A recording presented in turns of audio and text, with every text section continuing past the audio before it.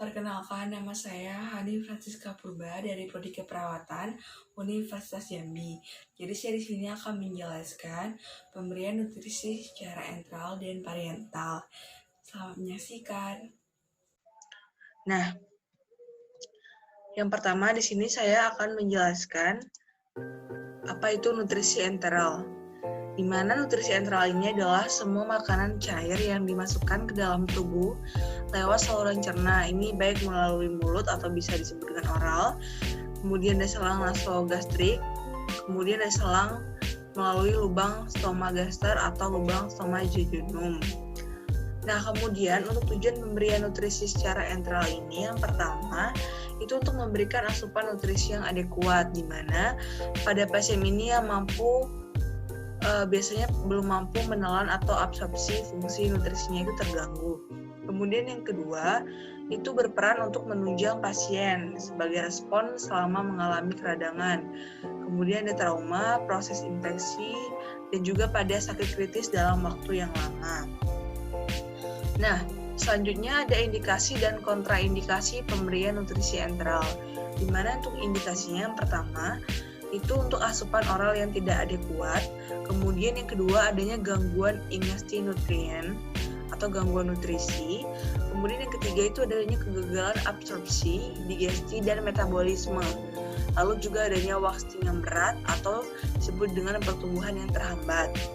Nah, selanjutnya untuk kontraindikasi, di mana yang pertama adanya ileus atau usus itu tidak berkontraksi. Kemudian ada yang kedua ada obstruksi usus. Lalu yang ketiga ada pankreatitis berat.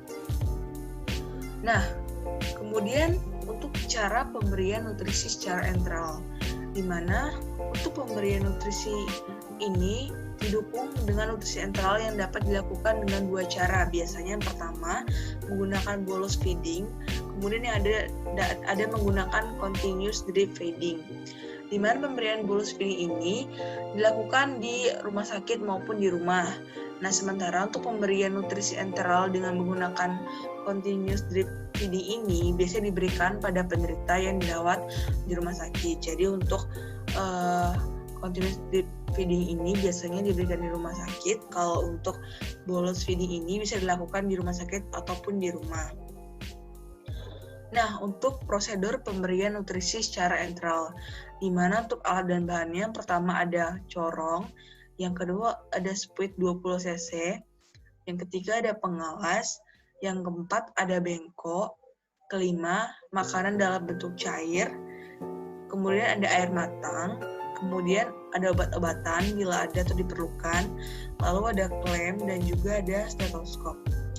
Kemudian untuk cara kerja dalam pemberian nutrisi secara enteral. Yang pertama, kita jelaskan dulu prosedur yang akan dilakukan kepada pasien. Kemudian kita cuci tangan, lalu atur pasien itu dengan posisi semi-volar. Kemudian setelah dirasa pasien sudah nyaman, kita pasangkan pengawas. Lalu kita dekatkan atau letakkan bengkok di dekat bagian yang akan kita pasang pemberian selangnya. Kemudian kita periksa dulu sisa makanan di lambung dengan menggunakan spuit yang diaspirasikan ke pipa lambung. Jadi kita pastikan dulu apakah ada sisa makanan di lambung itu menggunakan spuit. Lalu kita buka klem. Kemudian kita lakukan tindakan pemberian makanan dengan cara pasang corong atau spuit itu pada pangkal pipa.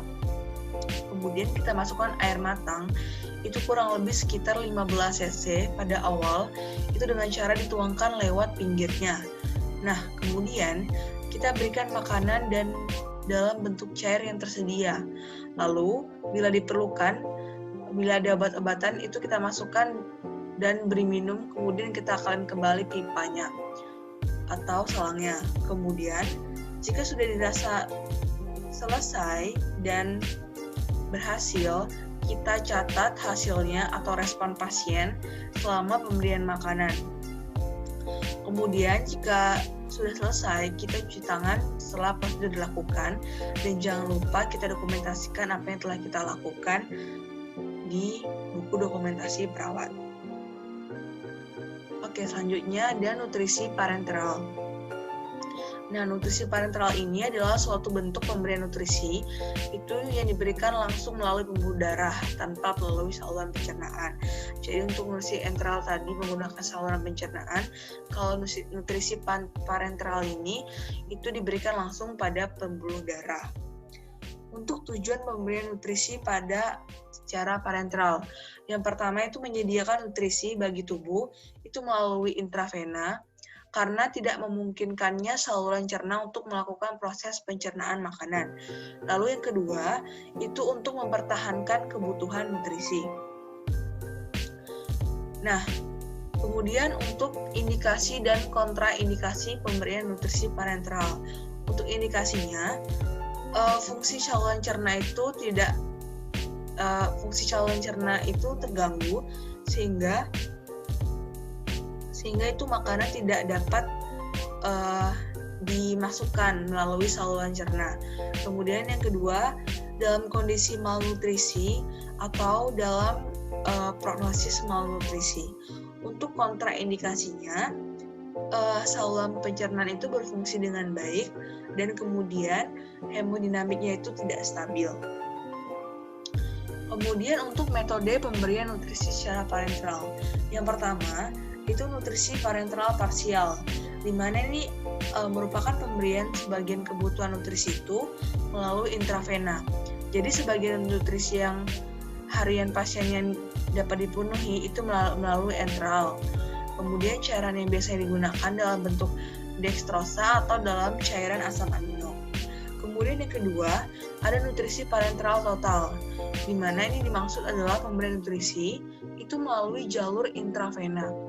Nah, ketika kebutuhan nutrisi sepenuhnya itu harus dipenuhi melalui cairan infus. Nah, cairan yang digunakan itu adalah cairan yang mengandung karbohidrat, seperti ada triofusin E1000, atau ada cairan yang mengandung asam amino, itu seperti pan-amin G, dan cairan yang mengandung lemak seperti intralipid. Lalu yang ketiga, lokasi pemberian nutrisi secara parenteral itu melalui vena sentral, yang dapat melalui vena antikubital pada vena basilica cephalica, lalu juga pada vena subclavia, lalu juga pada vena jugularis intravena dan externa. Jadi pada vena jugularis interna dan externa, dan juga pada vena femoralis. Selanjutnya, cara pemberian nutrisi secara parenteral, di mana cara pemberian nutrisi secara parenteral ini itu dapat dibedakan berdasarkan konsentrasi formula nutrisi parenteral yang ingin diberikan kepada penderita, seperti larutan isotonis dan hipertonis. Nah, jenis konsentrasi isotonis ini diberikan melalui akses vena perifer. Sedangkan untuk nutrisi dengan konsentrasi yang hipertonis itu diberikan melalui vena sentral. Kemudian untuk prosedur pemberian nutrisi secara parenteral. Untuk alat dan bahan yang diperlukan adalah yang pertama, itu ada bak instrumen, yang kedua ada infus set, yang ketiga ada aboket, yang keempat ada handscoon, yang kelima ada kasa steril, keenam ada kapas, ketujuh ada standar infus, kemudian yang kedelapan ada perlak, yang kesembilan ada tourniquet, 10 plester, 11 itu ada gunting plester, 12 ada bengkok, 13 ada jam tangan atau stopwatch, yang ke-14 ada alcohol swab, lalu yang terakhir ada cairan sesuai advis atau nasihat dokter atau cairan yang diperlukan. Untuk cara kerjanya, yang pertama, yang pasti kita cuci tangan dulu, kemudian yang kedua disinfeksi penutup botol infus, kemudian kita menusukkan infus set ini ke dalam botol infus dan pengatur tetesan infus itu ditutup. Kemudian kita gantungkan botol infus, lalu di ruang tetesan itu diisi setengah, itu jangan sampai terendam. Kemudian selang infus itu diisi cairan. Nah, kemudian kita pasang tourniquet di atas proximal vena yang akan ditusuk, dan kita letakkan perlak di bawah bagian yang akan ditusuk atau di bagian di bawah lengan yang akan dipasang. Lalu kemudian kita pasang handscoon. Kemudian setelah itu kita menentukan vena yang akan ditusuk bila perlu dipalpasi untuk ditemukan vena yang didapatkan. Lalu kita melakukan tindakan antiseptik dengan alkohol swab pada daerah sekitar lokasi penusukan. Nah, setelah itu kita regangkan kulit ke arah distal dan kita tusukkan jarum dengan sudut 20 derajat terhadap permukaan kulit. Kemudian selanjutnya kita menahan aboket dan tarik jarum sedikit.